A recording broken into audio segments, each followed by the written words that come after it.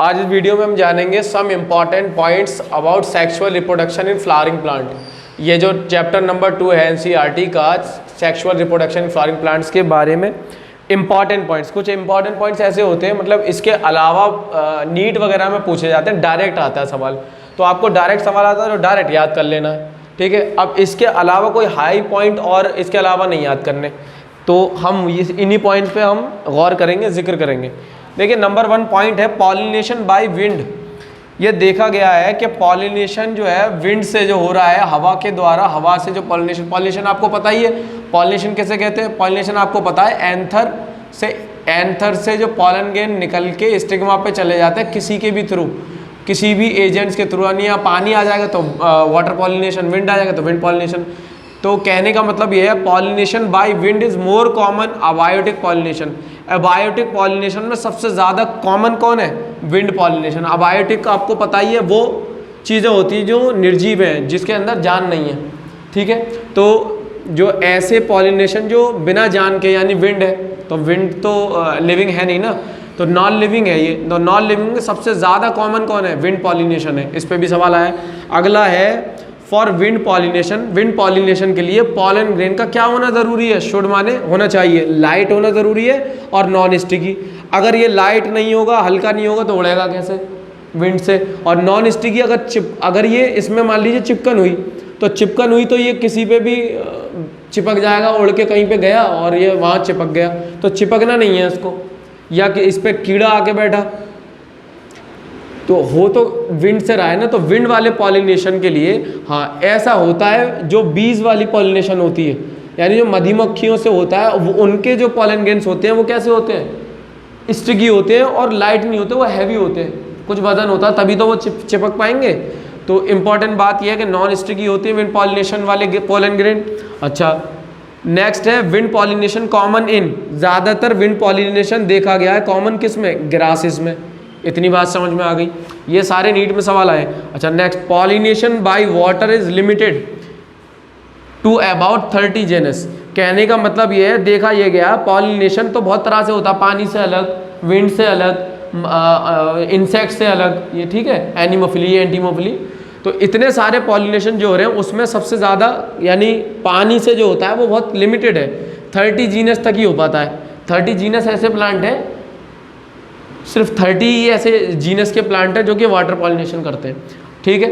अच्छा, मोस्टली देखा गया वाटर पॉलिनेशन मोनोकॉट के अंदर होता है। अब आ जाइए in aquatic plant water hyacinth. Aquatic plant की अगर बात करें, वाटर हाइसिंथ और वाटर लिली, ये क्या है? The flower are pollinated by. है तो ये एक्वेटिक प्लांट, लेकिन इनका पॉलिनेशन पानी के थ्रू नहीं होता, किसके थ्रू होता है? अक्सर नीट में बच्चे क्या कर देते हैं, यहाँ पे लगा के आते हैं वाटर से, भाई पानी के हैं तो पानी से होता होगा, ऐसा नहीं है, बिल्कुल कतई नहीं है। अब इम्पॉर्टेंट बात ये है इसमें, नेक्स्ट पॉइंट है इन वेलिस्नेरिया। ये भी एक प्लांट है, एनसीईआरटी में लिखा हुआ है। In Vallisneria the female flower reach the surface of water. तो वेलिस्नेरिया में क्या होता है? फीमेल फ्लावर समझ रहे हो ना, जो फीमेल रिप्रोडक्टिव ऑर्गन होगा, ये क्या करती है? पहुँच जाती है सरफेस पे, तो सरफेस पे पहुंच जाती है और पॉलन ग्रेन पानी के थ्रू क्या होता है? इसके ऊपर आके लग जाता है। तो यहाँ पर क्या हो रहा है वेलिस्नेरिया के साथ? Female flower reach the surface of water by long stock होती है, डंडी, जिस पे वो खड़ी रहती है। अब खड़ी होने के बाद में पानी तक आके सरफेस पे रुक जाती है। अब सरफेस से पॉलन ग्रेन आके पानी में करंट के थ्रू, भाव से उस पर आके चिपक जाते हैं। इतनी बात समझ में आई? तो in Vallisneria the female flower reach the surface of water by long stalk, ठीक है। And the male flower pollen grain are released on the, हाँ, तो मेल का पॉलन ग्रेन क्या करता है? वो पानी पे छोड़ दिया, पॉलन ग्रेन। अब ये क्या होगा कि जो फीमेल वाला पोर्शन है वो थोड़ा स्टॉक बढ़ के और पानी की सतह तक आ जाता है, अपने आप फर्टिलाइजेशन हो जाता है। इतनी बात समझ में आई? पॉलिनेशन हो गया। अच्छा, नेक्स्ट पॉइंट है they are carried by water current.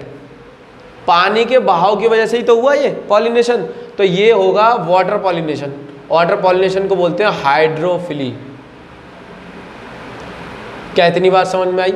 अच्छा, नेक्स्ट है पॉलिनेशन बाय बीज मतलब मधुमक्खी।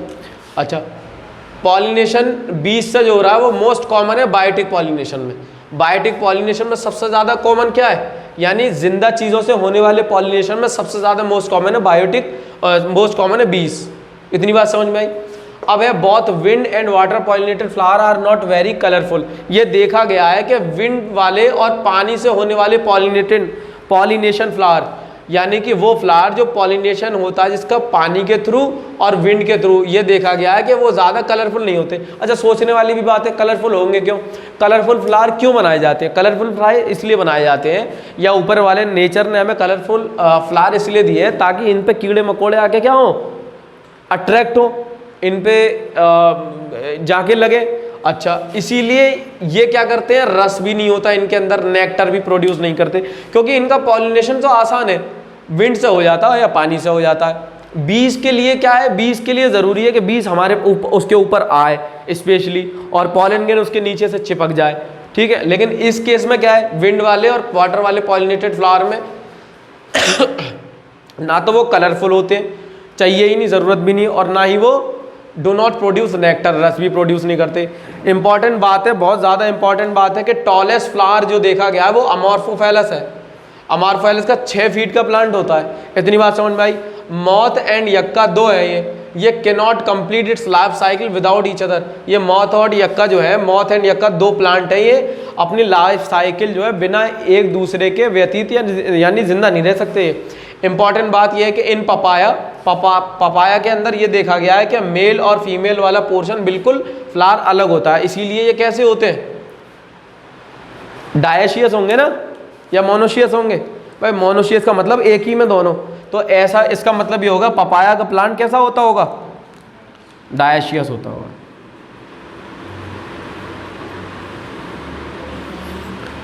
अच्छा, नेक्स्ट सवाल है, ये सारे सवाल हैं क्यू क्यू क्यू, ये सब सवाल आए हैं। अच्छा, नेक्स्ट है it prevent both autogamy and geitonogamy. अब एक बात बताओ, ऑटोगेमी किसे कहते हैं, गेटेनोगेमी किसे कहते हैं, ये पता होना चाहिए। ऑटोगेमी उसे कहते हैं जो सेल पॉलिनेशन होता है, एक ही फ्लावर में दो होते हैं, तो अपने उसी फ्लावर का मेल पोर्शन से एंथर से पॉलन ग्रेन निकल के उसी फ्लावर पे, अगर फीमेल भी है तो वहाँ पे फर्टिलाइजेशन हो जाता है। लेकिन यहाँ पे तो पपाया में बिल्कुल अलग ही होता है, तो ऑटोगेमी होगी कैसे? तो इसका मतलब गेटेनोगेमी और ऑटोगेमी से भी क्या कर देता है, ये प्रिवेंट कर देता है। इसका मतलब पपाया के अंदर ना तो ऑटोगेमी हो पाएगी ना गेटेनोगेमी। क्यों नहीं हो पाएगी? क्योंकि इनका बोथ मेल और फीमेल फ्लावर का प्लांट ही अलग होता है। इतनी बात समझ में आ गई। नेक्स्ट है इन यंग एंथर, बिल्कुल जो यंग एंथर है, अभी बच्चा है, उसके अंदर 4 रोज ऑफ सेल होती हैं, 4 रोज ऑफ सेल होती हैं which later produce pollen grain are called archesporial cell. ये मैंने आपको बताया था, 4 रोज आपको बताया था। Number 1 epidermis, endothecium, middle layer,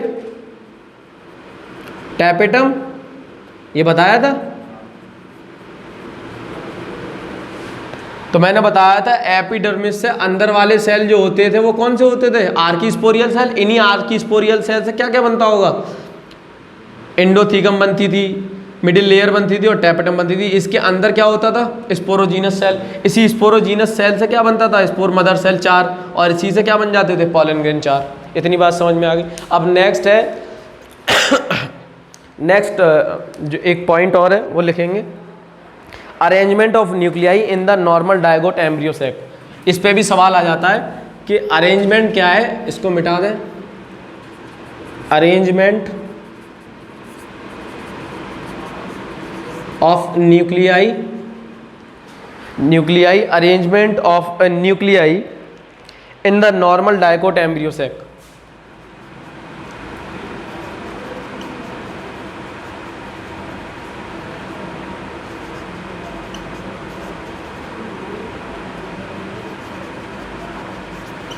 ये डायरेक्ट सवाल आता है। अच्छा, पहले सवाल को समझने की ज़रूरत है। ये कह रहा है अरेंजमेंट बताइए न्यूक्लियस का, जो उनके अंदर न्यूक्लियाई है, नॉर्मल डायकोट एम्ब्रियो सेक। तो एम्ब्रियो सेक आपको पता ही है क्या होता है।